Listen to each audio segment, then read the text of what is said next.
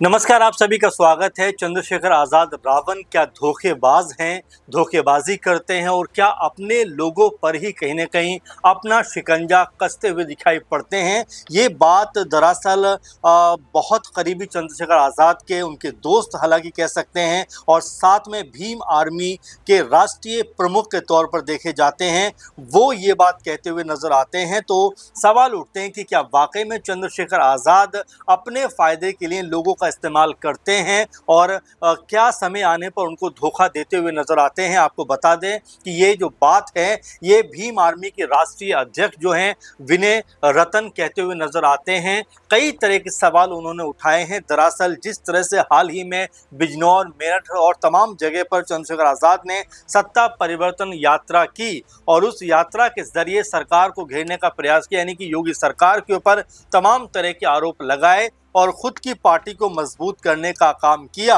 ऐसे में कई लोग ये भी कह रहे थे कि चंद्रशेखर आज़ाद ने जिस थोड़े से समय में अपने आप को मजबूत किया है, अपनी पार्टी को आगे बढ़ाते हुए नजर आ रहे हैं। ऐसे में तमाम साजिशें उनके खिलाफ जो हो रही थी वो नाकाम साबित हुई हैं। लेकिन अब उनके ही बेहद खासम खास, उनके ही बहुत करीबी भीम आर्मी के राष्ट्रीय अध्यक्ष विनय रतन कहते हैं कि चंद्रशेखर आज़ाद ने उनके साथ में धोखेबाजी की है। और ये कोई पहला मामला नहीं है जब चंद्रशेखर आज़ाद के ऊपर इस तरह के आरोप लगे हैं, बल्कि इससे पहले रोहिणी घाबरी जो खुद को चंद्रशेखर आज़ाद की गर्लफ्रेंड के तौर पर पेश किया करती थी, वो भी लगातार ये बात कह रही थी कि उन्होंने भी उनको धोखा दिया है, लगातार अंधेरे में रखा और अपने आप को आगे बढ़ाने के लिए उन्होंने गलत तरीके से उनका इस्तेमाल किया और तमाम तरह की बातें वो चंद्रशेखर आज़ाद के बारे में कहते हुए दिखाई पड़े। आपको बता दें कि विनय रतन ने सोशल मीडिया पर एक वीडियो जारी किया जिसमें उन्होंने चंद्रशेखर आज़ाद के खिलाफ आरोप लगाते हुए ये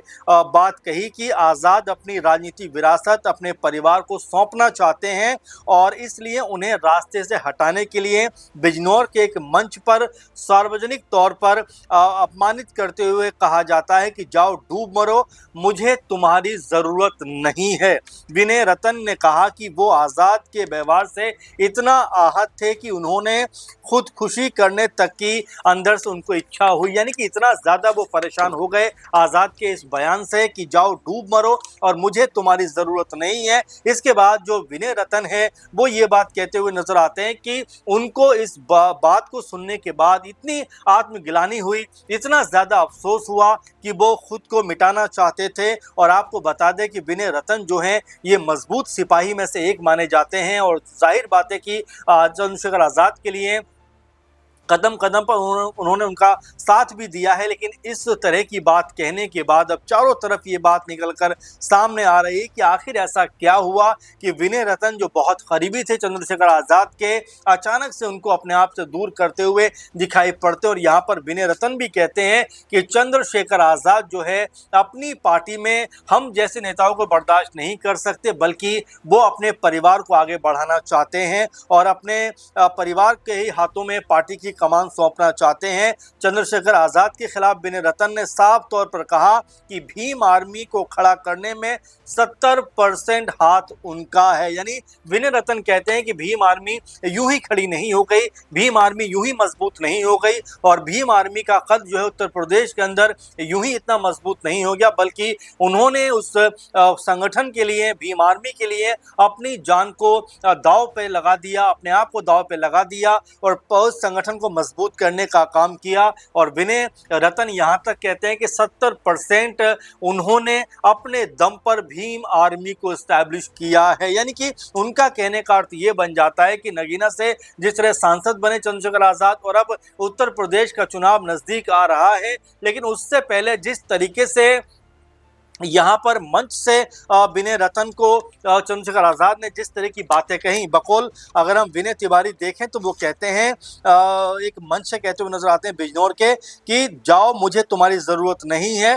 डूब मरो। यानी कि अपने आप में बेहद शर्मिंदगी वाला बयान कहा जा सकता है अगर आज़ाद ने ये बात कही है तो, क्योंकि देखिए सबसे बड़ी ताकत आपके जो आसपास के लोग होते हैं, आपको जो मजबूत करने वाले लोग होते हैं वो नजर आते हैं। और ऐसे में राष्ट्रीय अध्यक्ष अगर भीम आर्मी के वो रहे तो जाहिर बात है कि उन्होंने चंद्रशेखर आजाद के साथ में कदम से कदम मिलाकर, कंधे से कंधा मिलाकर मजबूत तरीके से भीम आर्मी को जो है ताकतवर बनाने का जो कार्य है वो किया होगा। लेकिन अब जिस तरह के आरोप वो लगाते हैं वो जाहिर बात है बड़े आरोप हैं, क्योंकि ये कोई छुटभैया नेता अगर कहता, कोई छोटा मोटा कार्यकर्ता अगर कहता तो एक अलग बात हो जाती। लेकिन जिस तरीके से भीम आर्मी के राष्ट्रीय अध्यक्ष जो थे विनय रतन वो ये बात कह रहे हैं, तो जाहिर बात है कि इसमें बहुत बड़ा अपने आप में यह आरोप बन जाता है। और जाहिर बात है कि इसके ऊपर अभी तक चंद्रशेखर आजाद की तरफ से कोई प्रतिक्रिया सामने नहीं आई है। चंद्रशेखर आजाद जो बीते दिनों रैली करते हुए नजर आ रहे थे, सत्ता परिवर्तन की बातें कर रहे थे, योगी सरकार को हटाने की बातें कर रहे थे, बिजनौर, मेरठ, सहारनपुर इन तमाम जगह पर अपनी पार्टी को मजबूत करने का कार्य कर रहे थे। इस तरह की चीजों को करते हुए जब बिजनौर में वो थे तो वहीं पे विनय रतन को लेकर वो इस तरह के शब्दों का इस्तेमाल करते हैं। अब ये पूरा मामला है क्या, इसको लेकर अब रोहिणी घाबरी, जैसा हम आपसे बात कर रहे थे कि अपने आप को जो चंद्रशेखर आजाद की गर्लफ्रेंड बताती हैं, और तमाम तरह के जो आरोप उन्होंने, संगीन आरोप हालांकि कह सकते हैं इनको, चंद्रशेखर आजाद के ऊपर उन्होंने लगाए थे। और बाकायदा दिल्ली भी आई थी, दिल्ली में आकर तमाम तरह का प्रोटेस्ट भी वो करते हुए नजर आई थी अपने लेवल पे। लेकिन ये भी कहा बहुत सारे लोगों ने कि वो सिर्फ अपने आप को फेमस करना चाहती हैं। अब यहाँ पर वो जिस तरह की बात को कहती हैं उसको भी समझने की जरूरत है। रोहिणी घाबरी आरोप लगाती हैं कि जयंत चौधरी ही चंद्रशेखर को बीजेपी के पास लेकर गए। वो कहती हैं कि चंद्रशेखर विनय रतन में क्यों तकरार हो रही है वो इसको बाखूबी जानती हैं, वो अच्छे तरीके से इसको जानती हैं, क्योंकि वो कहती हैं कि विनय रतन जो हैं वो पुरकाजी सीट से चुनाव लड़ना चाहते हैं, और ये वही सीट है जहां पर जयंत चौधरी काफ़ी मजबूत माने जाते हैं, जयंत चौधरी का जो गढ़ माना जाता है। ऐसे में अब ये सवाल बन जाता है, वो कहती हैं कि जयंत चौधरी ही चंद्रशेखर को बीजेपी के पास लेकर गए, लोकसभा सीट जिताने में मदद की, क्योंकि नगीना सीट पर जिस तरीके से चंद्रशेखर आजाद की जीत हुई, ये रोहिणी घाबरी कहती है कि बीजेपी का भी इसमें हाथ रहा है। और वो तो ये तक कहती है कि चंद्रशेखर आजाद जो हैं ये कभी भी जयंत चौधरी के खिलाफ नहीं जाएंगे, भले ही विनय रतन को उन्हें अपने आप से दूर करना पड़े। और जैसा लगता है कि उन्होंने विनय रतन को अपने आप से दूर कर भी दिया है। अब यहाँ पर चंद्रशेखर आजाद को लेकर बार बार यही कहा जा रहा है कि आखिर वो इस पूरे मसले पर क्यों नहीं बोल रहे, इस पूरे मामले पर अपनी राय क्यों नहीं रख रहे, क्योंकि जैसा हमने शुरू में आपसे कहा कि विनय रतन कोई छोटे मोटे नेता नहीं है, छुटभैया कोई गली के नेता नहीं है, बल्कि वो एक मजबूत कद रखते हैं। और ये कहते हुए नजर आते हैं कि भीम आर्मी आज अगर इतनी मजबूत है, इतनी ताकतवर है, तो उसमें से 70% जो मेहनत है वो उनकी है, उन्होंने इस संगठन को मजबूत किया है। ऐसे में जो आरोप उन्होंने लगाए हैं, जिस तरह की बातों को सामने रखा है, और इससे पहले जैसा रोहिणी घाबरी के बारे में कहा जा रहा था कि जिस तरह से उन्होंने भी चंद्रशेखर आजाद के ऊपर तमाम तरह के आरोप लगाए थे, लेकिन आजाद ने उस समय भी कहा था कि मैं एक महिला का सम्मान करता हूं, मैं ये बातें नहीं कहूंगा मीडिया के सामने। लेकिन उसके बावजूद भी कोर्ट में भी ये मामला अभी तक कह सकते हैं कि पूरी तरीके से सामने नहीं है। ऐसे में चंद्रशेखर आजाद ऐसा लगा कि इन तमाम चीजों से बचते हुए दिखाई पड़े। अब यहाँ पर विनय रतन जो बात कह रहे हैं उसके ऊपर क्या आजाद कोई अपना बयान जारी करते हुए दिखाई पड़ेंगे? क्या चंद्रशेखर आजाद इस जो आरोप लगे हैं उनके ऊपर, क्या उसके ऊपर कोई बड़ा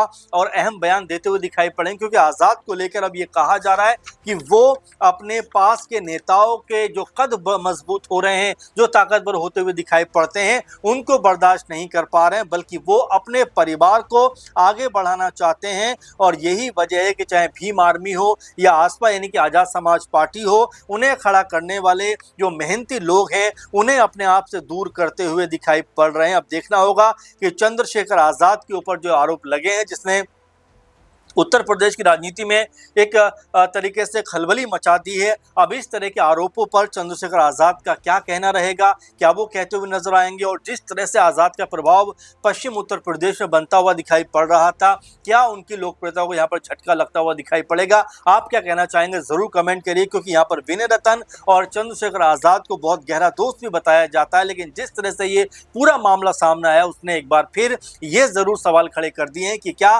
चंद्रशेखर आजाद लोगों का इस्तेमाल करते हैं अपने आप को आगे बढ़ाने के लिए? अभी तक चंद्रशेखर आजाद का इसको लेकर कोई बयान नहीं है। अब आप इसको लेकर क्या सोचते हैं, क्या आप समझते हैं और क्या प्रतिक्रिया देना चाहते हैं, जरूर कमेंट करिए। फिलहाल के प्रोग्राम में बस इतना ही। आप लगातार बने रहें। नमस्कार।